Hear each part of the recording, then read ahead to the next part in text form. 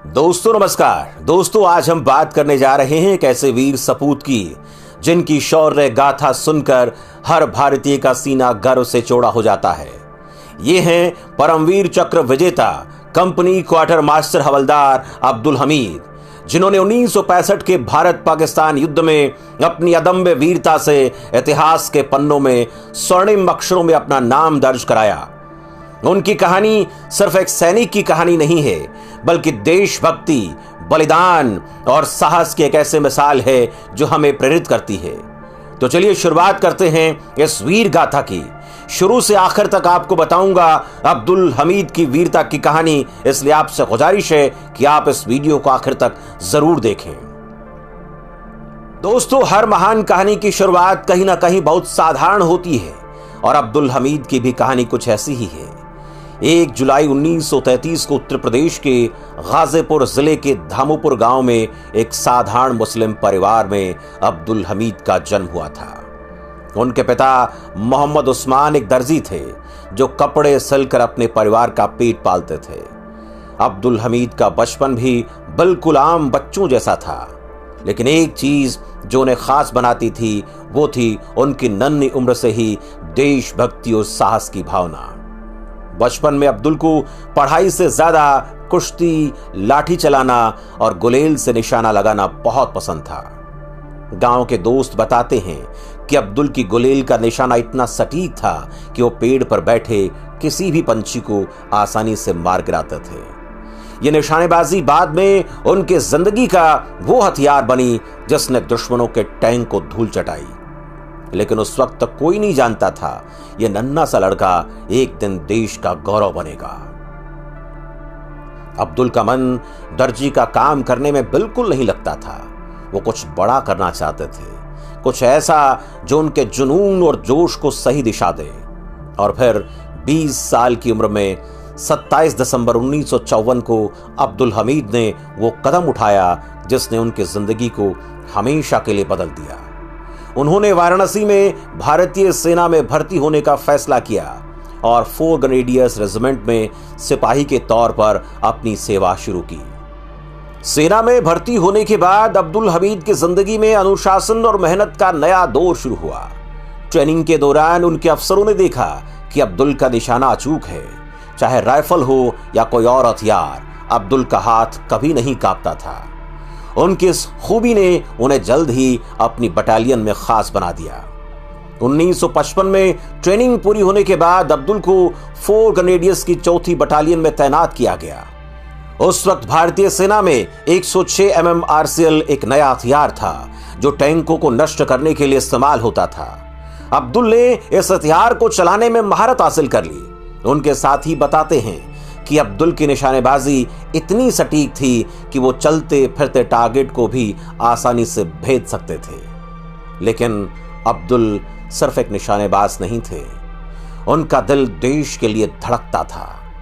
एक बार अपने भाई झुन्नन से बातचीत में अब्दुल ने कहा, पलटन में उनकी बहुत इज्जत होती है जिनके पास कोई चक्र होता है। देखना झुन्नन, हम जंग में लड़कर कोई ना कोई चक्र जरूर लेकर लौटेंगे। ये शब्द उनके सपनों और जज्बे को दिखाने वाले थे। अब्दुल हमीद की असली परीक्षा तब शुरू हुई जब 1962 में भारत चीन युद्ध छिड़ा। उनकी बटालियन को, जो 7वीं इन्फेंट्री ब्रिगेड का हिस्सा थी, उनको नमका छू के युद्ध में तैनात किया गया। यह युद्ध भारतीय सेना के लिए बेहद मुश्किल था क्योंकि चीनी सेना, पीएलए की ताकत और संसाधन उस वक्त भारत से कहीं ज्यादा थे। लेकिन अब्दुल और उनके साथियों ने हार नहीं मानी। नमकाछू में अब्दुल ने अपनी निशानेबाजी और साहस का लोहा मनवाया। उनकी बटालियन ने ब्रिगेडियर जॉन दलवी के नेतृत्व में चीनी सेना का डटकर मुकाबला किया। हालांकि यह युद्ध भारत हार गया था, लेकिन अब्दुल हमीद की बहादुरी ने उनकी बटालियन का हौसला बनाए रखा। इस युद्ध ने अब्दुल को और निखारा और वो एक अनुभवी सैनिक बनकर उभरे। अब दोस्तों आते हैं उस बात पर, उस पल पर जिसने अब्दुल हमीद को टैंक डिस्ट्रॉयर की उपाधि दी और उनकी कहानी को अमर कर दिया। 1965 का भारत पाकिस्तान युद्ध, जिसे ऑपरेशन जिब्राल्टर के तहत पाकिस्तान ने शुरू किया था, भारत के लिए एक बड़ा खतरा था। पाकिस्तान को यह लगता था कि उनके पास अमेरिका के दिए हुए पैटर्न टैंक हैं, जो उस वक्त दुनिया के सबसे आधुनिक और अजेय टैंकों में से एक माने जाते थे। उनका मकसद था कि पंजाब के खेमकर्ण सेक्टर में घुसकर ब्यास नदी के पुल पर कब्जा कर लिया जाए और भारत को 2 हिस्सों में बांट दिया जाए। लेकिन पाकिस्तान को नहीं पता था कि उनके रास्ते में अब्दुल हमीद जैसे शेर खड़े हैं। 8 सितंबर 1965 की रात की बात है, जब पाकिस्तानी सेना ने खेमकर्ण सेक्टर के असल उत्तर गांव पर हमला बोला। तब अब्दुल हमीद अपनी 4 ग्रेनेडियर्स बटालियन के साथ मोर्चे पर तैनात थे। उनकी बटालियन को चीमा गांव के पास एक अहम चौकी की रक्षा करने की जिम्मेदारी सौंपी गई थी। वो एक जीप पर सवार थे, जिसमें उनकी आरसीएल गन माउंट भी तैयार थी। गन्ने के खेतों में छिपकर उन्होंने दुश्मन के टैंकों का इंतजार किया और जैसे ही पहला पैटर्न टैंक रेंज में आया, अब्दुल ने अपने लोडर को गन लोड करने का आदेश दिया। बूम, पहला टैंक ध्वस्त। इसके बाद दूसरा, फिर तीसरा और फिर चौथा टैंक भी अब्दुल हमीद की गन का शिकार हो गया। उनके साथी बताते हैं, अब्दुल का हौसला देखकर पूरी बटालियन में जोश भर गया था। दुश्मन की गोलियां और शेलिंग के बीच अब्दुल बिना डरे अपनी जीप से एक के बाद एक टैंक को निशाना बनाते रहे। 9 सितंबर तक अब्दुल ने 4 टैंक उड़ा दिए थे और उनकी वीरता की खबर आर्मी हेडक्वार्टर तक पहुंच गई थी।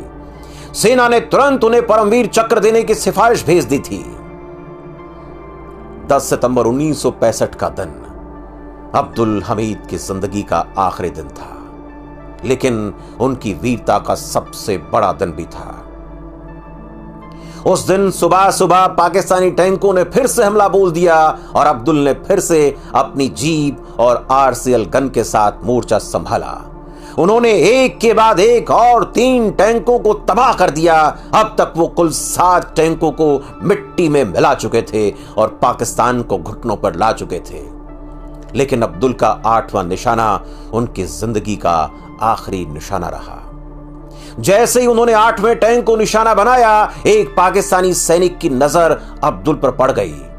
दोनों तरफ से गोलीबारी हुई। अब्दुल का टैंक, अब्दुल की जीप नष्ट हो गई। लेकिन उसी वक्त एक दुश्मन का गोला उनकी जीप पर आ गिरा, लेकिन उससे पहले उन्होंने पाकिस्तान के 8वें टैंक को भी नष्ट कर दिया।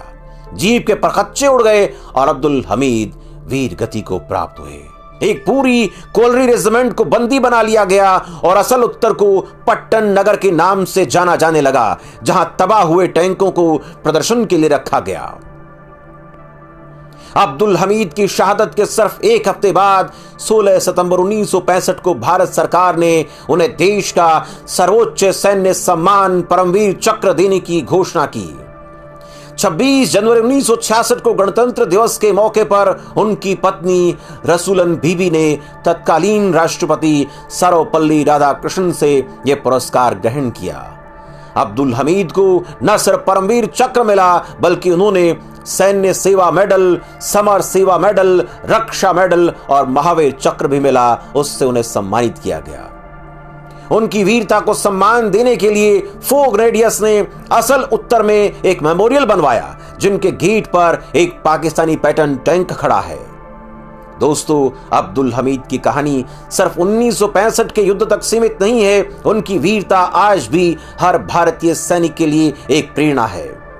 उनकी याद में भारतीय डाक विभाग ने 10 सितंबर 1979 और 28 जनवरी 2000 को डाक टिकट भी जारी किया। 1988 में दूरदर्शन के धारावाहिक परमवीर चक्र में मशहूर अभिनेता नसीरुद्दीन शाह ने अब्दुल हमीद की भूमिका निभाई। आज एनसीईआरटी की किताबों में वीर अब्दुल हमीद की कहानी को पढ़ाया जाता है। उनके नाम से पाठ पढ़ाया जाता है ताकि नई पीढ़ी उनके बलिदान को जान सके। लखनऊ में उनके नाम पर वीर अब्दुल हमीद चौक बनाया गया। उनकी जन्मस्थली गाजीपुर में हर साल उनकी जयंती और पुण्यतिथि पर लोग उन्हें श्रद्धांजलि देने पहुंचते हैं। अब्दुल हमीद की कहानी हमें सिखाती है कि साहस और देशभक्ति के सामने कोई भी ताकत नहीं टिक सकती है, चाहे वो कितनी ही बलवान हो। उन्होंने दिखाया कि युद्ध सिर्फ हथियारों से नहीं बल्कि हौसले और जज्बे से जीते जाते हैं। उनकी वो बात जो उन्होंने अपने भाई से कही थी कि हम कोई ना कोई चक्र जरूर लेकर लौटेंगे, आज भी हमें ये बात प्रेरित करती है। उनका बलिदान हमें याद दिलाता है कि आज हम जो आजादी और सम्मान की जिंदगी जी रहे हैं वो अनगिनत सैनिकों की कुर्बानियों की वजह से हुआ, उसका नतीजा है। अब्दुल हमीद सिर्फ एक सैनिक नहीं थे, वो एक प्रतीक थे एकता, साहस और देशभक्ति का। तो दोस्तों, ये थी परमवीर चक्र विजेता अब्दुल हमीद की वीर गाथा। एक साधारण गांव का लड़का जिसने अपनी निशानेबाजी और साहस से दुनिया के सबसे ताकतवर टैंकों को धूल चटाई। 32 साल की छोटी सी उम्र में उन्होंने वो कर दिखाया जो सदियों तक याद रखा जाएगा। आज जब हम उनकी कहानी सुनते हैं तो एक सवाल मन में उठता है, क्या हम भी अपने देश के लिए कुछ ऐसा कर सकते हैं जो अब्दुल हमीद ने किया? शायद हमें जंग के मैदान में न जाना पड़े, लेकिन अपने काम, अपनी मेहनत और अपने देश के प्रति वफादारी से हम उनके बलिदान को सच्ची श्रद्धांजलि दे सकते हैं। दोस्तों, अगर आपको अब्दुल हमीद की वीर गाथा की ये कहानी पसंद आई तो इसे अपने दोस्तों, परिवारों के साथ शेयर करें और नीचे कमेंट में बताएं अब्दुल हमीद की इस गाथा का कौन सा हिस्सा आपको सबसे ज्यादा प्रेरित करता है। और हाँ, हमारे चैनल को सब्सक्राइब करना न भूलें ताकि ऐसी और प्रेरणादायक कहानियां हम आप तक पहुंचाते रहें। अब्दुल हमीद को शत शत नमन है। जय हिंद, जय भारत।